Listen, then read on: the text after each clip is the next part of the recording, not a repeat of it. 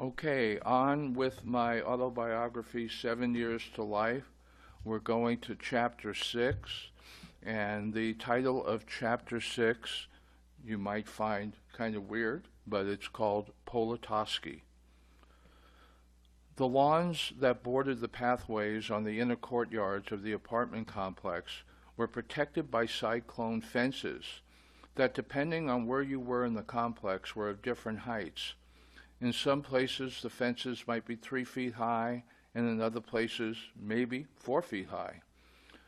Children in the apartments were not allowed to play on the grass lawn. This was understandable because of the sheer number of children that lived in the apartments. If they had been allowed to play on those grass lawns, the condition of the lawns would have deteriorated rapidly. The purpose of the fences was to support this rule. You can probably guess what I'm going to write next. The fences were not a deterrent in any way. In fact, I think they added to the excitement and rush that accompanies doing something that you're not supposed to do. The kids played on the lawns, and as they expected, they started to look pretty shabby. The lawns were resodded, if there is such a word, new grass in, and the owners of the apartment complex introduced a new strategy, or, if you will, a deterrent. There happened to be some old storage sheds on the ground level that were remodeled and retrofitted to become offices for the new security guards who were hired to police the kids in the neighborhood. The guards hardly had anything to do because the majority of the activities that we enjoyed usually did not take place in the courtyards. As the old saying goes, be careful of what you wish for. You see, these new developments just ignited our curiosity and our mischievousness. It was almost like ownership had thrown down the gauntlet and intimated, come hell or high water, we're going to keep those kids off the lawns. I remember the guard officers were completed by my friend Jimmy G, and I watched the guards move into their offices. I also recall Jimmy G and I looking at each other in amazement, and we broke down laughing. After we were exhausted from the laughter, Jimmy G looked at me and said, "Did you see how those old fuckers are? How old those fuckers are?" I replied to him, "This is going to be more fun than it was before the guards were hired. We already knew that they were too damn old to ever catch us if we decided to go on the lawns. Of course, they could identify us, find out which apartment we lived in, and complain to our parents. You have to remember we lived in the concrete jungle, and this type of fun was worth the punishment." Next, Jimmy and I told some other kids about our plans to frustrate the guards. The guards were usually in their offices or patrolling the pathways.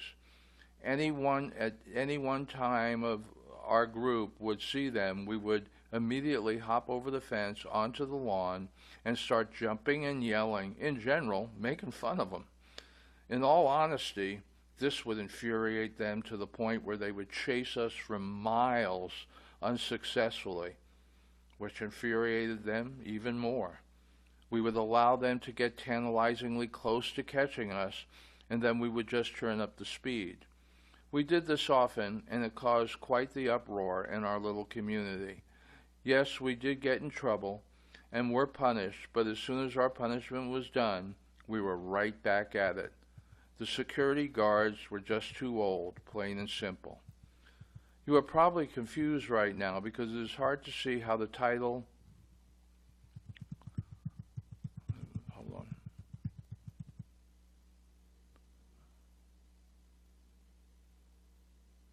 You are probably confused right now because it is hard to see how the title of this story relates to its content.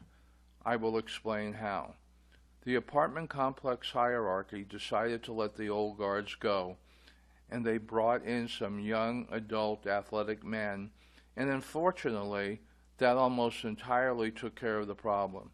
These guys were faster and stronger than us, and that resulted in our fun being ruined. However, from the ashes rose the legend of Politosky. Politosky was one of our more eccentric friends, but also he may have been the fastest guy I have ever seen, at least white guy. He was amazing to watch and what he would do to kick into overdrive. Some of you may recall the type of winter hats that a lot of kids would wear in the late 1950s. They were leather on the outside, fur on the inside, had a bill similar to a baseball cap, and had fur-lined flaps that came down to cover your ears. Politosky would wear his cap all year round, and it was his secret weapon.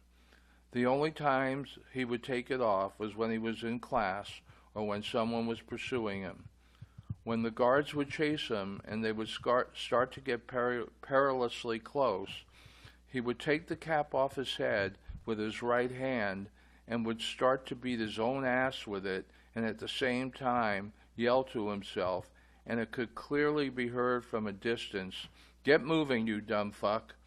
Then he would look like the comic book hero The Flash, and he would accelerate like he had an ass full of nitrous, and then it was "See you later, guards." I don't think he was ever caught, and he retired undefeated. After 54 years, I still fondly remember Politosky in all his blazing glory.